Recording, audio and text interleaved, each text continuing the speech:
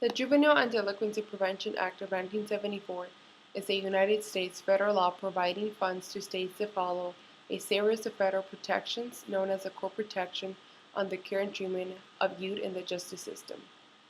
The official title for the policy is A Bill to Reauthorize and Improve the Juvenile Justice and Delinquency Prevention Act of 1974 and for other purposes.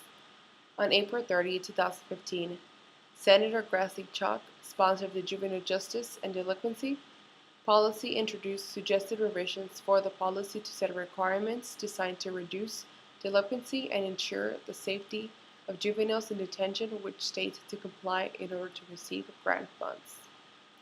Therefore, some of the problems the policy mentioned are the lack of enforcement and the need to oversight to ensure those youths in detentions who are offenders' rights will be ignored. Another problem the policy presented was to correct crowded detention and confinement facilities. Detention for juveniles have more residents lately than available beds. Also, having crowded facilities can create dangerous situation in terms of facility management. As a result, for having crowded facilities, many youths are not getting the best education, food is scarce, and many fights among juveniles have increased.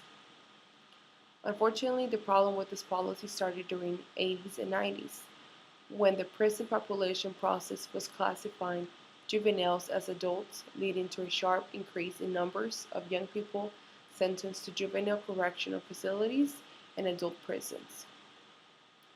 Recently, in 2008, courts waived 8,900 delinquency cases to the adult system for criminal prosecution, which is 35% fewer cases than those waived in 1994. In comparison to Florida, the juvenile justice system found that the probability of adult transfer was double. Overall in the United States, a total of 3,889 felony offenders have been sent to adult prison or juvenile correctional facilities. A policy solution is necessary because the states and federal level need to be responsible for planning and putting into operation programs that will prevent delinquency and also secure adequate social treatment for the rehabilitation of juveniles. On July 23, 2015, the Committee on the Judiciary considered Senator Grassley's policy proposal reform.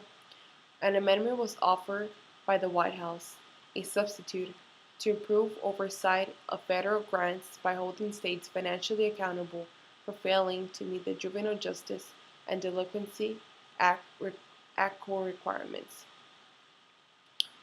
The goals the policy seeks to achieve are to find alternative forms of treatment for juveniles who have been convicted by offering rehabilitation, treatment, and later on reintegration of youth back to the community.